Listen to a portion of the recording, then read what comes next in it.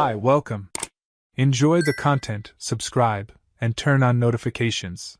From a very young age, Paige learned that dreaming about love was a luxury for people who already had the basics. Her childhood was full of absences, absence of food, of stability, of any sense of peace. She remembered staring at an empty fridge and pretending she wasn't hungry so her mom wouldn't worry. She grew up hearing broken promises, neighbors knocking on the door demanding money, and the sound of her mother counting loose change at the end of each day to see if they could afford even the bare minimum. And through all those hard times, one phrase kept repeating like a mantra: marry a man with money who can take care of you. Love doesn't pay the bills. It was almost like a survival anthem in their home. Paige didn't know exactly what love was, but she understood fear very well, the fear of being cold, of going hungry, of ending up just like her mother. So from her first relationships, she always judged potential partners through that lens. If someone had plans, a stable job, or a career on the rise, she'd get interested. If they were too dreamy, aimless, or unstable, she'd pull away. Choosing security wasn't about vanity or ambition, it felt more like a survival instinct. She watched her friends fall for musicians, artists, freelancers, people living gig to gig. And every single one ended up coming back home drowning in debt and disappointment. Paige swore it would be different for her. She wanted a life where bills got paid before they were due, where she could open the fridge and see it full, where she'd never again have to hide her panic behind a smile. At 29, she met Miles. He was an engineer, organized, disciplined. Not the type to write poems or send flowers for no reason. But he had a steady presence, knew exactly what he wanted, spoke clearly, and always kept his word. When Paige met him, she felt a deep sense of relief. Finally, it seemed like life was falling into place. He had a solid job, his own apartment, and a future plan that included family, scheduled vacations, and financial stability. When he proposed, she said yes, completely certain it was the right decision. It was as if her mother had guided that choice all along. The first few months felt calm. Miles was predictable, but that was comforting. They made grocery lists together, set up budget spreadsheets, planned annual goals. Bills were never late. The car got replaced right on schedule. The house was quiet, clean, functional. No fights, no surprises. It was exactly what she thought she wanted. But as time went by, something inside her began to shift. What once felt like safety now started to feel like suffocating routine. The days blurred together, conversations circled around the same topics: investments, home maintenance, deadlines, responsibilities. There was no room for the unexpected. No surprises. No sparks. Paige slowly became aware of a discomfort she struggled to name. She started showing up late to plans with Miles on purpose, pretending to forget simple tasks just to see if he'd react differently. But Miles stayed completely unchanged. He assumed everything was fine because, to him, if things were organized, then everything was okay. She tried bringing up lighter topics, sharing stories from work, talking about feelings, but Miles responded with practical advice. "Have you tried making a list of what's bothering you?" he suggested once. That only made her feel further apart from him. Gradually, she began missing something she couldn't quite define. It wasn't just desire or passion. It was that electric feeling that made your heart race. That sense that something new could happen at any moment. She started noticing couples on the street, laughing, arguing, hugging tightly, and found herself wondering if she'd accepted a life that was too safe, so safe it had become empty. She remembered her mother saying love doesn't fill your stomach, but now she wondered, when your stomach is full, what fills the rest? The emptiness inside her grew quietly. In front of others, Paige still played the perfect wife. She posted photos smiling next to Miles at carefully planned dinners, celebrating birthdays with standardized cakes and greeting card quotes. But inside, she felt like an actress who'd forgotten her real lines and was just reciting memorized ones. The feeling of being trapped didn't come from yelling, it came from too much calm. It wasn't a lack of affection, it was too much predictability. One night, while washing dinner dishes, she looked over at Miles sitting in the living room and thought, this is the life I chose. But did this life ever choose me back? That question stuck with her like an invisible itch. She started daydreaming about unlikely scenarios, random encounters, conversations that surprised her. And when she snapped back to reality, she returned to being Miles's wife, but each time with less enthusiasm. Her marriage kept running like clockwork, and precisely because of that, she no longer felt like part of it. Everything turned smoothly, but without soul. It was as if she'd stepped into a story her mother wrote, but one she'd never actually authored herself. And that thought haunted her every time she laid her head on the pillow. Paige left the house that day with no intention of changing her life. She just needed to buy some basic things, restock what was missing. It was a routine trip to the market, the kind you make almost on autopilot. As she pushed her cart down the aisles, she mentally checked off her list like always. At one point, while reaching for a high shelf, one of the bags she was carrying slipped and spilled items onto the floor. Before she could bend down, someone else was already picking them up. When she looked, her eyes met a stranger's, who handed her one of the items with a small, effortless smile, as if helping was just part of his routine. His name was Dylan. He wore jeans and a plain t-shirt, but there was something about the way he spoke that caught her attention. He didn't seem in a rush, and he didn't just hand back the bag and leave. He made a casual comment about how unstable the shopping carts at that store were, and Paige laughed, not because it was funny, but out of politeness. Still, that laugh felt different from the forced ones she often gave during conversations with Miles. Dylan didn't seem to measure his words. He talked like time was stretchy and there was space for any topic, no matter how pointless. When she said goodbye, he asked if she lived nearby. Without thinking too much, she said yes. In the following days, she kept running into Dylan. The first time might have been coincidence. The second, maybe two. But the third time felt like fate testing her. He was sitting at the corner cafe, scrolling on his phone. When he saw her, he waved like they were old friends. She hesitated, but sat down anyway.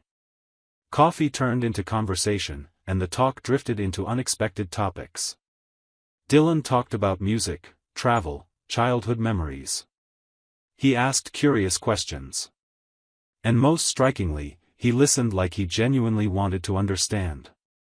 Before she knew it, they were laughing together about things she hadn't realized she still enjoyed. That conversation opened something inside her. For days, Paige replayed every detail of their meeting. She returned to the cafe once, twice, 3 times. And Dylan was always around. When she mentioned she liked old movies, he showed up the next day with a DVD of a classic she'd brought up. Said it was a borrowed gift. And when she hesitated, he replied he just wanted an excuse to see her again. Paige felt her heart beat differently. How long had it been since anyone cared about the movies she liked? Their connection grew fast, like there was urgency in every exchange. Random texts started arriving on her phone throughout the day. Dylan sent jokes, photos of things he saw on the street, songs with lyrics he thought matched her. Slowly, Paige found herself smiling at her phone in the middle of work. She started leaving the house more carefully, choosing clothes that made her feel beautiful. She began seeing herself differently. She felt desired, seen, remembered. And that pushed her further and further away from the role she played at home. The first touch was light, a brush of fingers when he handed her coffee. Then, a quick kiss when they said goodbye, like it had been waiting since their first meeting. Neither of them talked about boundaries. They just kept giving in, day after day, as if the real world was just a thin curtain, easy to step through. Paige lied to Miles, saying she'd be having dinner with a friend. She had dinner with Dylan. Afterward, a short walk turned into stopping at a hotel parking lot. And from that moment on, there was no more room for doubt, she had crossed the line. The feeling after her first intimate moment with Dylan was complicated. There was excitement, guilt, euphoria, shame, and a strange sense of relief, like collapsing after carrying something too heavy for too long. But instead of stopping, she clung to it. Her excuse was always the same: with Dylan, she felt alive. He noticed things Miles never did. He reacted to her ideas with real enthusiasm. He talked about living in the moment, taking risks, not wasting time trying to control everything. And Paige surrendered to that idea like someone who'd spent a lifetime struggling to breathe underwater. The lies became routine. She started scheduling her meetings with Dylan at times when Miles would never suspect. Sometimes she said she was going to the gym. Other times, attending a workshop. She made up stories with surprising ease. And the more she pulled away from her life with Miles, the more she felt this new version of herself was truer. Dylan came to represent everything she'd been missing: impulse, desire, freedom, mistakes, risk. And his presence became addictive, an instant relief from everything she felt was missing in her marriage. The strangest part was that, even as she fell deeper, Paige never considered leaving Miles. She wanted Dylan, but she wanted to keep her life with Miles intact. It was like living two parallel lives and believing she could maintain both. She thought she deserved this burst of novelty after years of being the organized, controlled, stable wife. It was as if Dylan were a secret reward for following the rules for so long. She didn't realize each lie pulled another, that every justification cost something deeper. As her meetings with Dylan became more frequent, the distance between her and Miles grew stronger. But Paige no longer felt guilty. She convinced herself she was just following where life led. That the world was made of crooked paths. That love, maybe, was just something that split.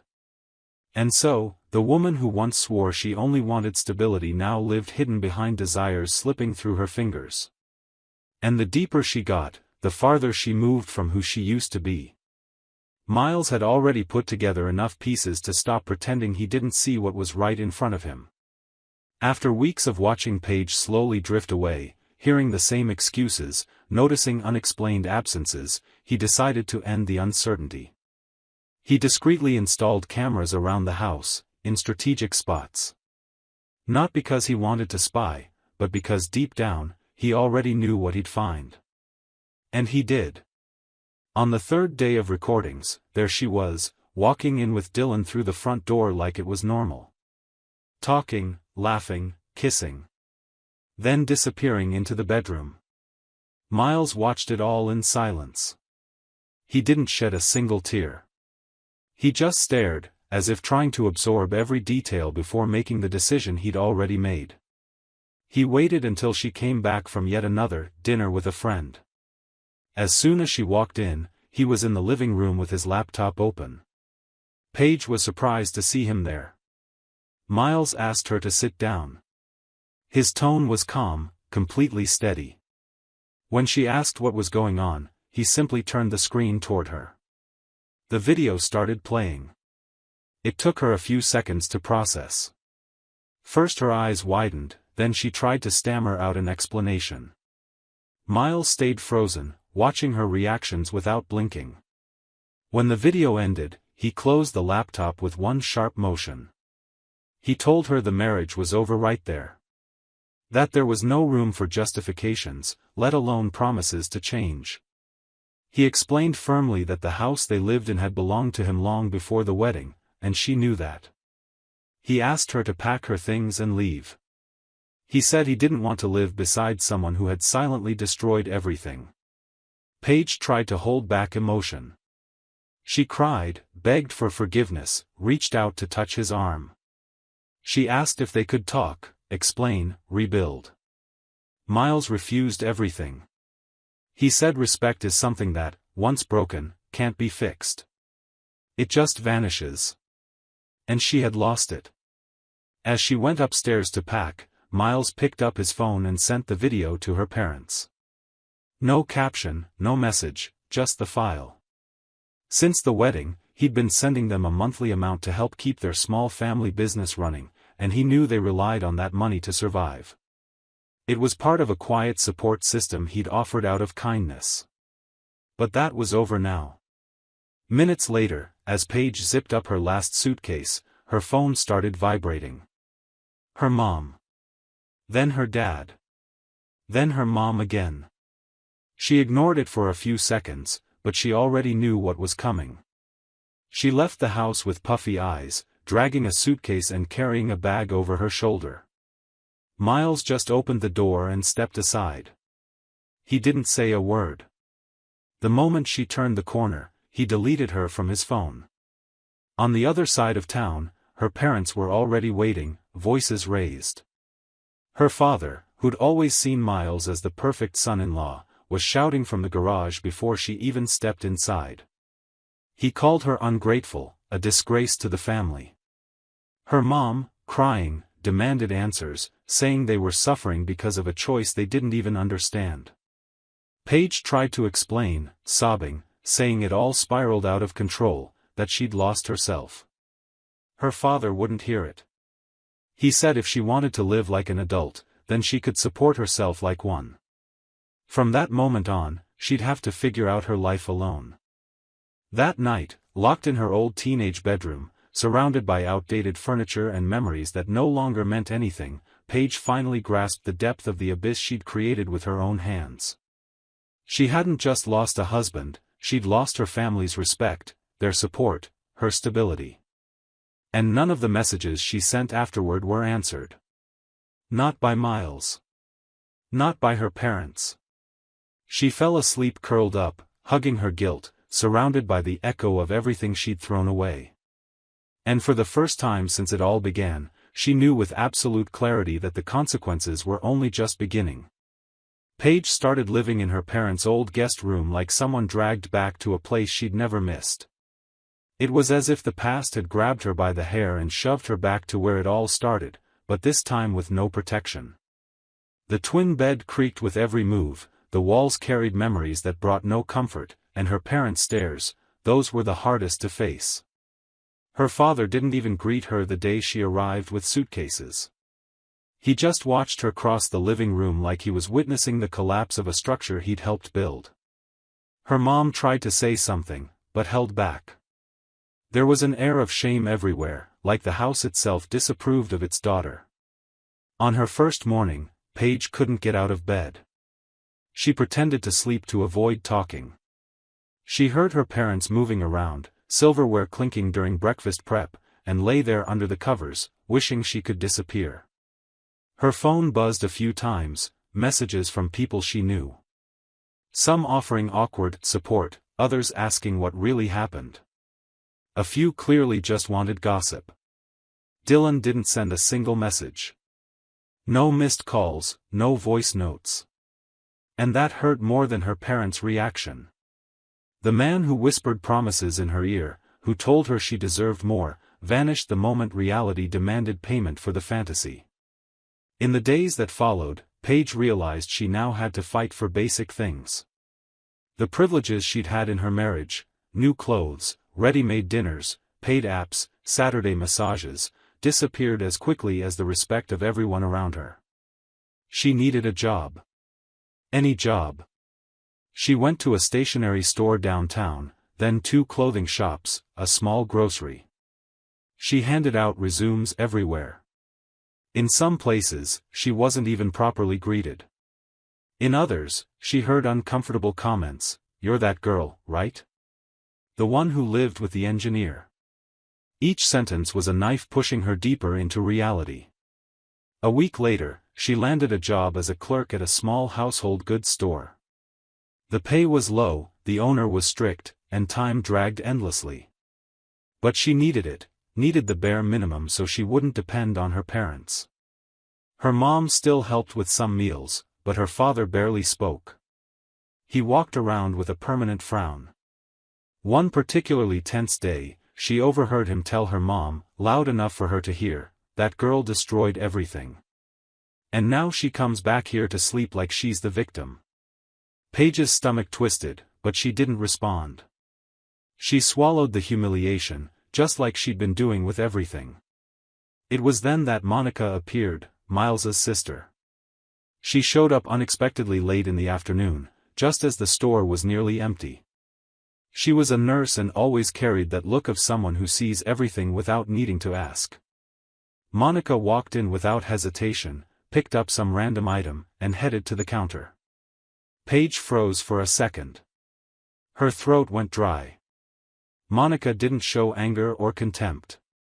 She just looked her in the eyes and said, "He forgave you." Paige took a moment to understand what that meant. Monica continued, "What you did hurt. But Miles chose to move on. He won't come looking for you. He won't carry hate toward you. He just moved forward." Those words, as gentle as they sounded, hit harder than any scream. Paige broke down inside. Until then, she'd thought Miles's silence was a strategy, that maybe he was still processing everything, that there might still be a chance to talk someday. But what Monica brought was something else. It was finality. There was no room for reconciliation. No invitation to rebuild. Just closure. And it came with dignity. He chose to forgive, not because he still loved her, but because he didn't want to carry any piece of her anymore. Paige tried to keep it together until the end of her shift, but her hands shook and her voice cracked. After Monica left, she sat in the back of the store and cried silently. She realized the real punishment wasn't her father's yelling or Dylan's indifference. It was Miles's maturity. The way he chose to let her go without needing to hurt her back. It was like being cut through by a blade made of respect. A few weeks later, on her way home from work, she found an envelope on her bed. No return address, no name, just his handwriting, firm and steady. It was a letter. Paige held it for minutes before finding the courage to open it. The first sentence hit her like a punch. Miles wrote like someone who'd already moved beyond everything. He said he didn't want to judge her, that everyone lives according to the ghosts they carry, and that he'd known from the start she feared poverty, feared becoming her mother. He said he understood she wasn't looking for love, but protection. And even so, he chose to stay, trying to build something on unstable ground. The hardest part came at the end. He admitted he'd known, even before marriage, that she'd never loved him the way he loved her. He'd noticed it in the details, the cold touch, the lack of curiosity, the robotic responses. But he believed that over time, she might learn to love. That maybe stability could awaken something genuine in her. Miles acknowledged in that letter that his mistake was underestimating the weight of an empty heart. He said he didn't blame her, but he no longer felt anything except gratitude, for having learned from it all. The letter ended with, "Thank you for showing me that loving someone also means letting them go before they destroy themselves trying to save you." Paige sat for hours, holding that piece of paper like it weighed 1,000 pounds. She had destroyed the man who treated her with more respect than she ever thought she deserved. And now, even after everything, he was the one delivering the final word, and it was forgiveness. It was the definitive end. And all that remained of her in that moment was the reflection of someone who mistook love for comfort. Who traded stability for adventure, not realizing that not every risk is worth the price it demands later. And for the first time since it all began, she dared to look at herself without looking away, because there was no one else left to fool. Thank you for watching the video. If you enjoyed it, don't forget to subscribe to the channel and turn on notifications so you won't miss any updates. See you next time.